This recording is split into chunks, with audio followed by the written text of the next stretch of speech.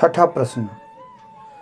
महाराज जी, अक्सर ऐसा पाया जाता है कि काफ़ी सज्जन व्यक्ति, धार्मिक व्यक्ति, भगवान में अटूट श्रद्धा रखने वाले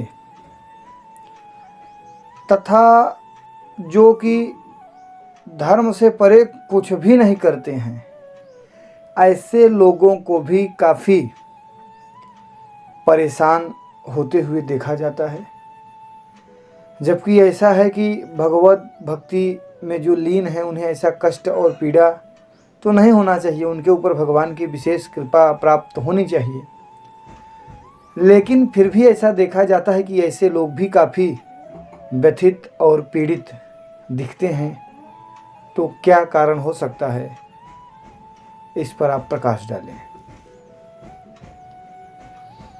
जी, ऐसा काफ़ी लोगों के मन में सवाल उठता है। तो इस प्रश्न के उत्तर के लिए मैं एक कहानी शुरू करूंगा और अपनी बात को इस कहानी से ही संतुष्ट करने का प्रयास रहेगा। ध्यान से आप लोग सुने। देखिए, एक बहुत पुरानी कहानी है, कथा है भक्तमाल की। एक भक्त हैं माधवदास जी महाराज। ये जगन्नाथपुरी में भगवान जगन्नाथ जी की बहुत ही श्रद्धा और भाव से सेवा करते हैं, पूजा करते हैं। तो एक बार अचानक से ये बीमार हो जाते हैं और इन्हें अतिसार नामक बीमारी हो जाती है। अतिसार का मतलब समझते हैं? हैजा। मतलब बार बार इन्हें शंका बनी रहे जैसे इनके पेट की सफाई नहीं हुई है और बार बार इन्हें मल त्याग के लिए जाना पड़ता था। तो मल त्याग की क्रिया इतनी अधिक बार हो गई कि एक बार ये समुद्र के किनारे जाकर मल त्याग की क्रिया करते करते वहाँ पर चेतनाहीन हो जाते हैं, बेहोश हो जाते हैं और वहीं पर जो है जमीन पर गिर पड़ते हैं। और काफ़ी देर बाद जब इनकी चेतना वापस आती है तो ये देखते हैं कि जगन्नाथपुरी जी इनके शरीर के मल को धो रहे हैं, साफ कर रहे हैं। तो देखकर ये बड़े दुखी हुए और भगवान से बोले कि हे प्रभु, आप तो सर्वशक्तिमान हैं, सामर्थ्यवान हैं और कुछ भी करने में सक्षम हैं। तो आप इतनी मैली कार्य में संलग्न हुए और आपको ऐसा कार्य करना पड़ा जिसे देखकर मैं काफ़ी दुखी हो रहा हूँ। तो सारी क्रियाएं, सारी घटनाएं तो आपके मन के मुताबिक ही होती हैं। तो अगर आप ऐसा कर रहे हैं, इससे पहले ही आप हमें ठीक कर सकते थे, या आप इस स्थिति में जाने ही क्यों दिए मुझे?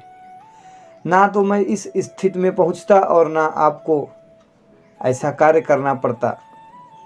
तो भगवान ने कहा, देखो, ये तुम्हारे पूर्व जन्म के प्रारब्ध हैं, इसे तुम्हें भोगना ही पड़ेगा।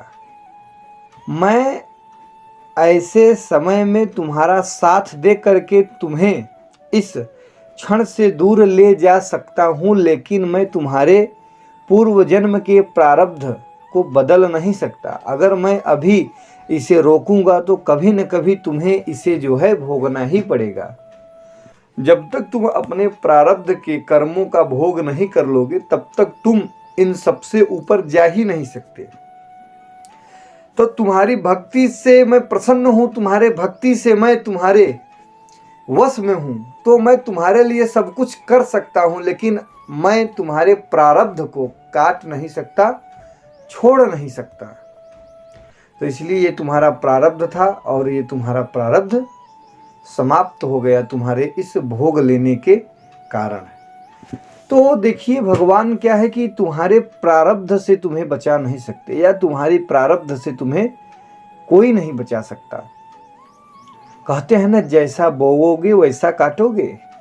तो तुमने जो बोया है वो तुम्हारा प्रारब्ध है। अब तुमने जो बोया है वही तुम काटोगे, उसे तुम बदल नहीं सकते, उसे प्रकृति नहीं बदलेगी, उसे परमात्मा नहीं बदल सकता। हाँ, अगर हम इस राह में हैं तो हम इन सब पल में भी हंसते हंसते मुस्कुराते मुस्कुराते उससे दूर निकल सकते हैं, उससे पार चले जाएंगे। लेकिन इन सब चीज़ों से वंचित रहना नहीं पड़ेगा। तो आपके प्रश्न के अनुसार जो भी ऐसे व्यक्ति हैं और जो परेशान दिखते हैं या जो अपने कर्मों का फल भोग रहे हैं, तो ये समझें कि आपके जो भी बुरे कर्म हैं वह सब धीरे धीरे घट रहे हैं, और आप एक समय ऐसा आएगा कि आपके सारे बुरे कर्मों का भोग फल जब शून्य हो जाएगा तो आपके जीवन में आनंद के प्रकाश की किरणें प्रकाशित होगी और आपके जीवन को प्रफुल्लित कर देंगी, उत्साहित कर देंगी, उत्सव से युक्त कर देंगी।